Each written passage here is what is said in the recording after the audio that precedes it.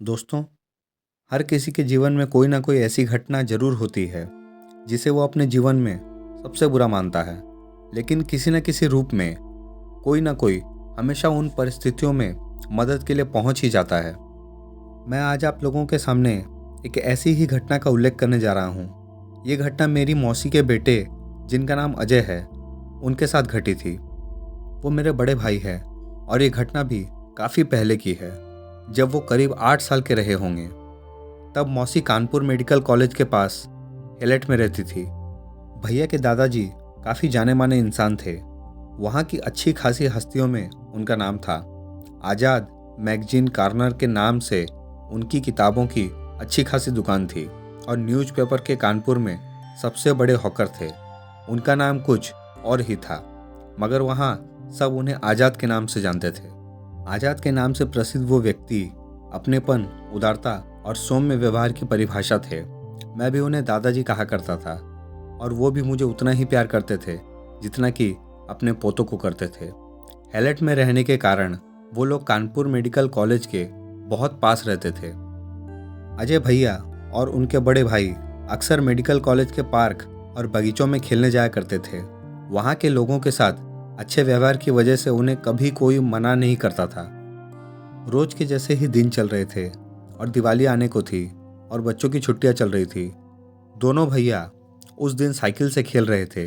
बड़े भैया ने अजय भैया को पीछे बैठा रखा था और वो दोनों वहीं मेडिकल कॉलेज से थोड़ी दूर पर ही साइकिल से घूम रहे थे। फिर घूमते हुए मेडिकल कॉलेज के पास आ गए।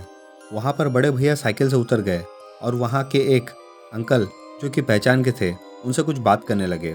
साइकिल खड़ी थी और उस पर पीछे की सीट पर अजय भैया अभी भी बैठे थे। अभी 5 मिनट ही हुए होंगे कि अचानक अजय भैया साइकिल समेत नीचे गिर पड़े।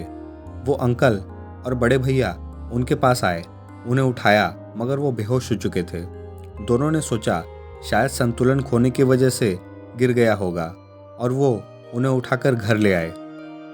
घर आने पर मौसी जी ने उनके मुंह में पानी वगैरह छिड़का, मगर उन्हें कोई होश नहीं आ रहा था।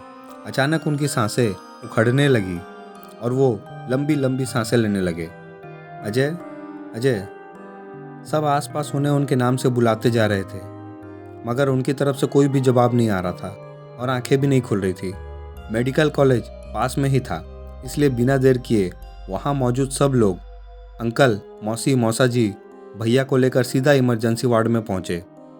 डॉक्टरों ने सारी पूछताछ की और सबको बाहर करके अपने जांच में लग गए।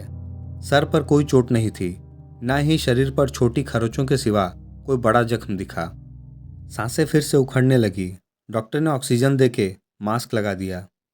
सांसें फिर भी कोई खास काबू में नहीं आई। थोड़ी थोड़ी देर में उखड़ने लगती, फिर जब प्रेशर बढ़ाया जाता तो साधारण हो जाती। डॉक्टरों को बेहोशी की वजह का कोई पता नहीं चल रहा था, इसलिए उन्होंने इमरजेंसी एक्सरे कराया। वो भी नॉर्मल था, बिल्कुल भी कहीं से कोई खराबी नहीं दिखी। वहाँ दूसरी तरफ एक आदमी दौड़ा दौड़ा आया और दादाजी से बोल दिया कि आज़ाद जी, आपका पोता अस्पताल में है और बहुत सीरियस है। उन्होंने बिना किसी देर के दुकान में बिना ताला लगाए केवल शटर गिराया और सीधा मेडिकल कॉलेज पहुँच गए। वहाँ सब उन्हें जानते थे, इसलिए उन्हें किसी से भी अपने पोते के बारे में कुछ भी पूछने की जरूरत नहीं पड़ी। डॉक्टर खुद आए और सारी परिस्थितियों से अवगत कराते हुए उन्हें भैया के पास ले गए। हालत काफ़ी नाजुक बताकर 5-6 डॉक्टर लगातार निगरानी में लगे थे। दिल की धड़कन मशीन में अपनी सीमा पर पहुंचने लगी थी और मशीन की आवाज़ ने हालत बयां करनी शुरू कर दी थी। डॉक्टर ने सबको बाहर कर दिया और अब तक मेरे मामा जी लोग भी वहां पहुंच चुके थे। दादाजी रिसेप्शन के पास गए और अपने पहचान के डॉक्टरों को फ़ोन कर दिया। कुछ 10 मिनट के बाद ही वहाँ 5 डॉक्टर और आ गए, जो कि उस मेडिकल कॉलेज के प्रोफेसर थे। दादाजी ने मिलकर उन्हें पहले सारी बात बताई। वो उन्होंने ध्यान से सुना और फिर बिना देर किए उस वार्ड की तरफ गए जहाँ भैया को रखा गया था। उनके दरवाज़ा खोलने से पहले ही अंदर से बाहर आ रहे डॉक्टर ने दरवाज़ा खोला और प्रोफेसर को देखते ही कहा, सर, कोई फ़ायदा नहीं, लड़का मर चुका है। हालांकि ये बात उसने धीरे से कही, लेकिन दादाजी ने ये बात सुन ली और घबराकर तेज तेज से रोने लगे। बाकी डॉक्टर और प्रोफेसर ने उन्हें संभाला। फिर उनमें से एक प्रोफेसर जिन्हें सब प्रोफेसर त्यागी के नाम से जानते थे, उन्होंने खुद भैया को चेक करने को कहा और उनके साथ बाकी 3 प्रोफेसर वार्ड में सहायक डॉक्टरों के साथ चले गए और बाहर एक प्रोफेसर अभी भी दादाजी के साथ थे और उन्हें समझा रहे थे कि प्रोफेसर को जांच करने दो, अगर ईश्वर ने चाहा तो सब ठीक हो जाएगा। मौसी जी को तब तक मौसा जी और मामा जी ने घर भेज दिया था, वरना ना जाने उनकी क्या हालत होती। अंदर से आने वाली प्रोफेसर की आवाज़ें वहाँ मौजूद लोगों की सांसों को ऊपर नीचे होने पर मजबूर कर रही थी। देखो, धड़कन चली क्या? ठीक से यहाँ दबाओ। अब बताओ, पैरों को देखो, हिलते हैं या नहीं? जान है, जान है, देखो थोड़ा हिला इसका हाथ। इस तरह की आवाज़ें लगातार सांसें ऊपर नीचे करती जा रही थी। फिर अचानक सारे प्रोफेसर शांत हो गए और करीब 10 मिनट तक कोई आवाज़ नहीं आई। किसी अनहोनी की आशंका ने सारी उम्मीदों को पीछे छोड़ दिया था। तभी प्रोफेसर त्यागी बाहर आए और बताया कि बच्चे को कुछ नहीं हुआ आजाद जी, बस प्रार्थना कीजिए कि वो जल्दी ठीक हो जाए। इस बात से सबको राहत मिली थी, मगर अभी भी प्रार्थना जारी थी। प्रोफेसर भी इस बात से बहुत परेशान थे कि जब सारी रिपोर्ट और एक्सरे सामान्य हैं तो फिर इतनी सीरियस हालत की वजह क्या है।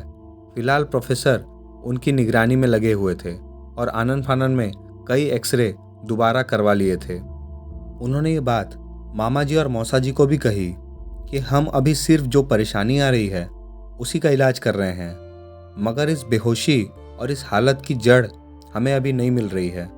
सब कुछ नॉर्मल है, मगर पता नहीं क्या हुआ है, ऊपर वाले की क्या इच्छा है।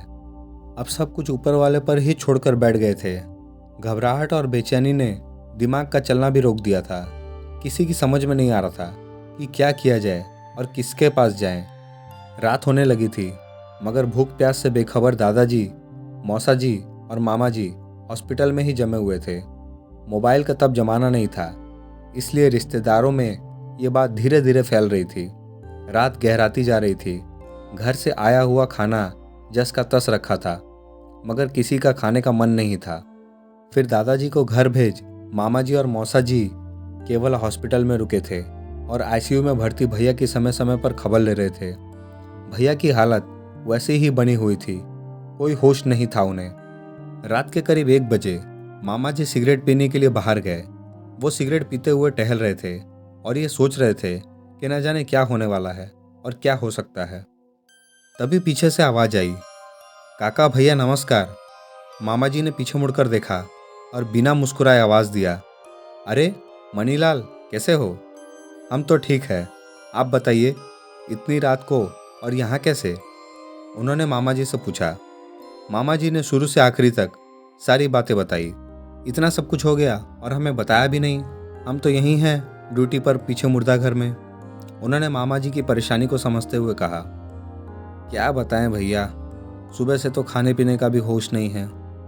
घर पर दीदी भी बेहाल पड़ी है, समझ नहीं आ रहा क्या हो रहा है और क्या होगा।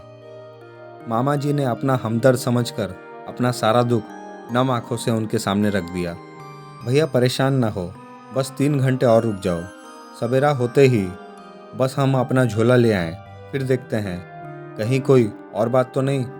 उन्होंने मामा जी से कहा, देखो भैया, जैसा बन पड़े करो, बस ये ठीक हो जाए। मामा जी ने उन्हें नाउम्मीदी से कहा। उसके बाद थोड़ा इधर उधर की बात की और वापस आकर मामा जी भी आईसीयू के बाहर बैठ गए। जस के तस रहकर किसी तरह से दोनों ने वहीं पर रात गुजार दी। रात भर भैया में कोई बदलाव न देखते हुए डॉक्टरों ने उन्हें आईसीयू से अलग एक वार्ड में स्थानांतरित कर दिया। सुबह दादाजी और मौसी जी भी आई और रोते बिलखते किसी तरह अपने बेटे को देखा और फिर मौसा जी के साथ घर चली गई। मामा जी ने दादाजी मनीलाल के बारे में बताया, उनकी इजाज़त मांगी। उन्होंने अपने बेटे के लिए जिस तंत्र मंत्र पर कभी विश्वास नहीं करते थे उसे भी इजाज़त दे दी। शायद कोई चमत्कार हो जाए और अजय ठीक हो जाए। मामा जी भी घर गए और जल्दी से जल्दी नहा धोकर वापस आए, क्योंकि उन्हें मनीलाल से जो मिलना था। खैर, मनीलाल को आने में देर हुई। वो 6 बजे के बजाय 7:30 बजे आए, मगर उनकी आने में देरी को लेकर किसी ने कोई आपत्ति नहीं जताई। मामा जी उनके इंतजार में थे और उनके आते ही सीधा उस वार्ड की तरफ बढ़ गए जहां भैया को डॉक्टरों ने रखा था। मामा आराम से जाकर अंदर दादाजी से बताने लगे कि जिनके बारे में बताया था वो आ गए हैं। लेकिन ये क्या, वो दरवाजे के बाहर ही खड़े थे। मामा जी उन्हें अंदर आने का इशारा किया, मगर फिर भी वह वहीं खड़े रहे। अंदर आने की कोशिश करते और फिर से वहीं खड़े हो जाते। ये देखकर मामा जी को अजीब लगा और मामा जी ने जाकर उनसे पूछा कि क्या हुआ भैया, आप अंदर क्यों नहीं जा रहे हैं? काका भैया, हम बहुत कोशिश कर रहे हैं, लेकिन ये लड़का जिसकी चपेट में है वो इतनी प्रबल शक्ति है कि हम खुद को जिस विद्या से बांधे हैं उसके साथ हम इस कमरे में घुस नहीं सकते। मामा जी इस बात को लेकर थोड़ा परेशान हुए और बोले, अब क्या करें भैया, अब कैसे होगा, क्या होगा? दोस्तों, यह कहानी अभी ख़त्म नहीं हुई है। कहानी को पूरा सुनने के लिए चैनल को लाइक, शेयर, सब्सक्राइब ज़रूर करें और भाग 2 का इंतज़ार करें।